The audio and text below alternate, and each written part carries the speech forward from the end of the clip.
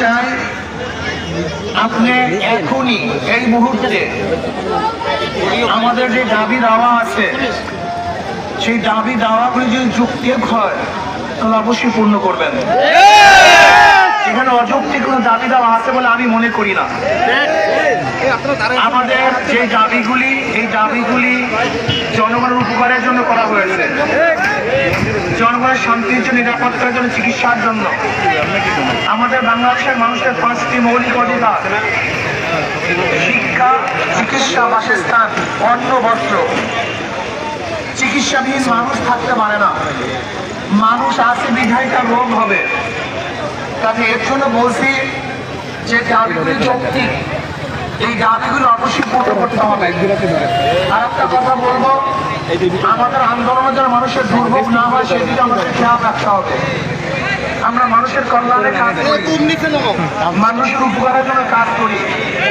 এর জন্য আমরা ইনশাআল্লাহ যে আন্দোলনগুলি করব সেই আন্দোলনে সহনশীল হওয়া চাই, মানুষের উপকার হওয়া চাই, দুর্ভোগ যেন না হয় সে ব্যবস্থাও থাকা চাই।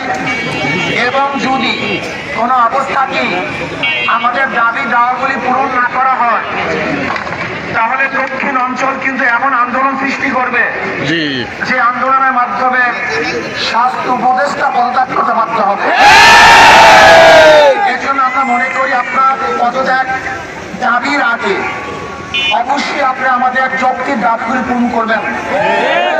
শেরেবাংলা মেডিকেল কলেজকে আন্তর্জাতিক মানের কলেজ করতে হবে, আন্তর্জাতিক মানের মেডিকেল করতে হবে। সেখানে পরিবেশকে সুন্দর করতে হবে, চিকিৎসার জন্য সুব্যবস্থা করতে হবে।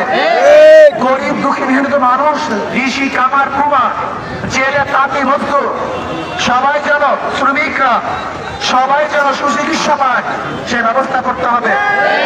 আমি বলবো, আসুন আমরা সম্মিলিতভাবে আমাদের যৌক্তিক দাবিগুলি পূরণ করার জন্য চেষ্টা করব এবং মানুষের দুর্ভোগ না হয় সেদিকে আমরা খেয়াল রাখবো। আল্লাহ আমাদের সবাইকে বরিশাল মেডিকেল কলেজে সুন্দর পরিবেশ সৃষ্টি করার জন্য এই আন্দোলনে শরীক এবং আমাদের সবাইকে একত্রিত হয়ে আমাদের আন্দোলনের দাবিগুলি আদায় করার তৌফিক দান করেন।